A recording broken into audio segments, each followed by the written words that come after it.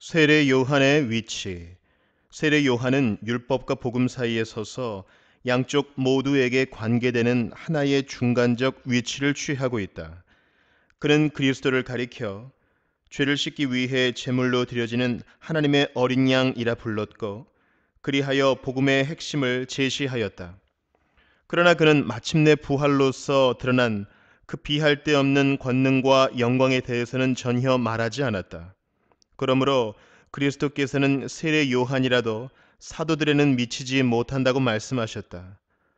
여자가 낳은 자 중에 세례 요한보다 큰 이가 일어남이 없도다. 그러나 천국에서는 극히 작은 자라도 그보다 크니라 라는 말씀이 바로 그런 뜻이다. 그리스도께서는 여기서 사람들의 됨됨이를 말씀하시는 것이 아니다. 세례 요한을 모든 선지자들보다 앞에 세우신 다음 복음을 선포하는 자들을 최고의 반열로 높이 올리신다. 다른 곳에서도 나타나지만 그리스도께서는 그런 선포가 천국을 선포하는 것임을 가르치시는 것이다. 그러나 요한은 자기 자신은 그저 소리에 불과할 뿐이라고 대답한다. 마치 그가 선지자들의 밑에 있는 것처럼 말이다. 요한은 겸손을 가장하여 그렇게 말하는 것이 아니다. 오히려 진정한 사신의 직분이 자기에게는 주어져 있지 않으며, 자기는 다만 말라기가 과거에 예언했던 말씀대로 보라, 여호와의 크고 두려운 날이 이르기 전에 내가 선지자 엘리야를 너희에게 보내리니, 말라기 4장 5절, 선구자의 직분을 수행할 뿐이라는 뜻으로 그렇게 말하는 것이다. 사실 그의 사역의 전 과정을 통해서 그가 한 것이라곤 그저 그리스도를 위하여 제자들을 예비한 것밖에는 없다. 그는 심지어 이사야 선지자를 인용하여 그것이 하나님께서 자기에게 명하신 사명임을 증명하기까지 한 것이다. 그런 의미에서 그리스도께서는 그를 가리켜 비추이는 등불이라고 부르셨다. 밝은 대낮이 아직 오지 않았기 때문이었다. 그러나 그렇다고 해서 그가 복음을 선포하는 자들의 대열에서 제외된 것은 아니다. 그는 실제로 후에 사도들에게 맡겨지게 되는 그 동일한 세례를 베풀었기 때문이다. 요한이 시작한 일을 후에 그리스도께서 승천하신 후에 사도들이 훨씬 더 자유롭게 계속 시행하여 성취시킨 것이다. 제10장 구약과 신약의 유사점. 구약과 신약은 근본적으로 동일함. 문제의 제기. 앞에서 이미 말한 사실들을 통해서 우리는 하나님께서 창세 이후 그의 특별한 백성으로 취하신 모든 사람들은 우리와 동일한 조건과 동일한 도리 아래에서 하나님과의 언약 관계 속으로 받아들여졌다는 것을 분명히 알 수 있다. 이 점을 확실히 해두는 것은 매우 중요하다. 그러므로 나는 그 옛날 족장들이 물론 우리와 똑같이 동일한 중보자의 은혜로 말미암아 동일한 기업에 참여했고 동일한 구원을 소망했지만, 그럼에도 불구하고 그들의 처지가 우리와 얼마나 차이가 있었는가를 일종의 부록처럼 다루고자 한다. 율법과 선지자들의 글에서 수집한 증언들은 하나님의 백성들에게 경외와 경건의 다른 규범이 있었던 적이 결코 없었다는 사실을 확실하게 입증해 준다. 그러나 구약과 신약 사이의 차이에 대해서 저술가들이 상당히 길게 논지를 제시하는 경우가 많고, 그런 말미암아 단순한 독자들에게 상당한 혼란이 생기고 있기 때문에 이 문제에 대해서 별도의 한 부분을 할애하여 좀 더 충실하고도 상세하게 논의하는 것이 합당할 것이다. 이 문제는 사실 우리에게 지극히 유익한 것이지만 저 사악한 세르베투스와 제세례파에 속한 일부 미친 자들 때문이라도 어쩔 수 없이 이를 다루지 않을 수 없게 되었다.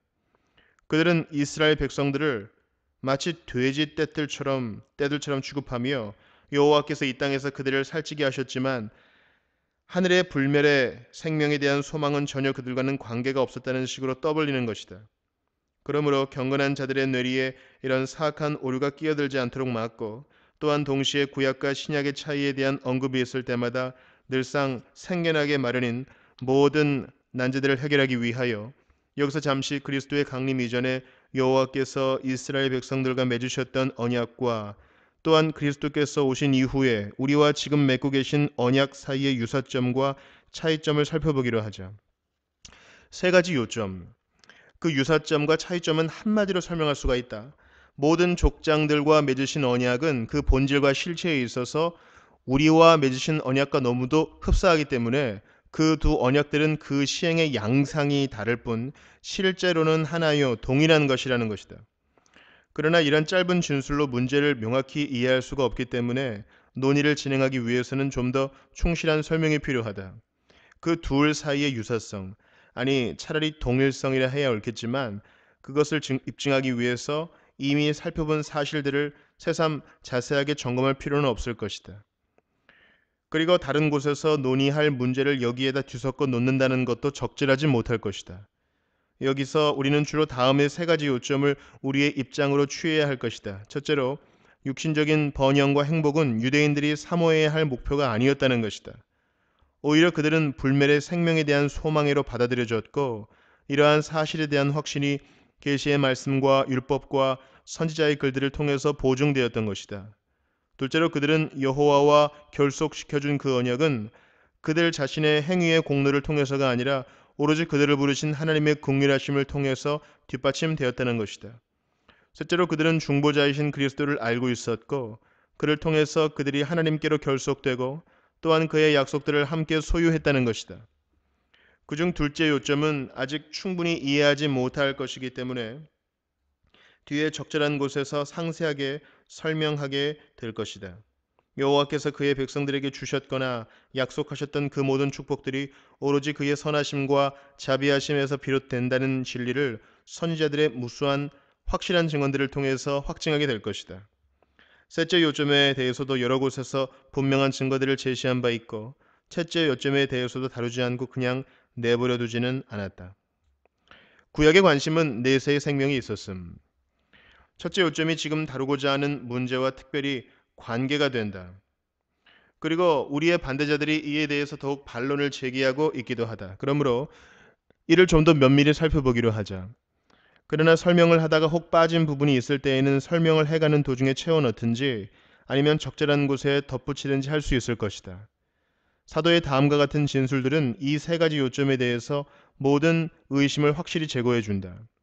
그는 오래전에 성부 하나님께서 선지자들을 통하여 복음을 성경에 미리 약속해 놓으셨고 정하신 때에 그의 아들에 관하여 선포하셨다고 말한다. 또한 이와 마찬가지로 복음 자체를 통해서 가르쳐지는 바 믿음의 의를 율법과 선지자들이 증거해 준다고도 말한다. 복음은 분명 사람들의 마음을 현세에서 즐거움을 찾는 데에만 가두어두지 않고 그 마음을 높이 들어올려서 불멸의 생명을 소망하는 데에 이르게 하는 것이다. 이 땅의 쾌락거리들에 메어두지 않고 하늘에 있는 소망을 선언함으로써 말하자면 그들을 그리로 옮겨가게 해주는 것이다. 바울은 다른 곳에서 그 점을 이렇게 표현하고 있다. 너희의 구원의 복음을 듣고 그 안에서 또한 믿어 약속의 성령으로 인치심을 받았으니 이는 우리 기업의 보증이 되사 그 얻으신 것을 속량하시고 그의 영광을 찬송하게 하려 하심이라. 에베소 1장 13, 14절. 또한 그리스도 예수 안에 너희의 믿음과 모든 성도에 대한 사랑을 들었으며 너희를 위하여 하늘에 쌓아둔 소망으로 말미암음이니 곧 너희가 전에 복음 진리의 말씀을 들은 것이라. 골로새 1장 4, 5절. 또한 우리의 복음으로 너희를 부르사 우리 주 예수 그리스도의 영광을 얻게 하려 하심이니라. 데살로니가 후서 2장 14절. 그러므로 복음을 가리켜 구원의 말씀이라고도 하고 믿는 자를 구원하는 하나님의 능력이라고도 하고 천국이라는 말로도 표현하는 것이다. 그런데 이처럼 복음의 가르침이 영적인 것이어서 우리에게 썩지 않는 생명을 소유하게 해주는 것이라면 그 복음의 약속을 받았고 또한 선언받았던 사람들이 영혼을 돌아보기를 소홀히 하고 마치 어리석은 짐승들처럼 육체적인 쾌락을 추구했다고 생각해서는 안 될 것이다. 여기서 복음에 관한 약속은 율법과 선지자들에게는 인봉된 것으로 새로운 백성들을 위해 주어진 것이라는 식의 사악한 말을 내뱉어서는 안 된다. 왜냐하면 사도는 복음이 율법에서 약속되었다고 말씀한 다음 곧바로 이렇게 덧붙이기 때문이다. 무릇 율법이 말하는 바는 율법 아래에 있는 자들에게 말하는 것이니 로마서 3장 19절.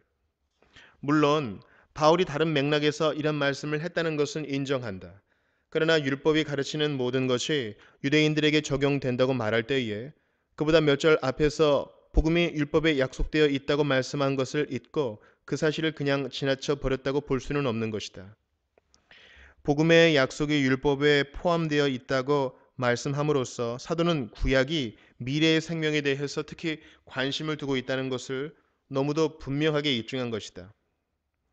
구약의 근거는 하나님의 은혜임. 똑같은 이유로 우리는 구약이 하나님의 값없으신 긍휼하심에 근거하여 세워졌고 또한 그리스도의 중보로 말미암아 확증되었다는 결론에 이르게 된다.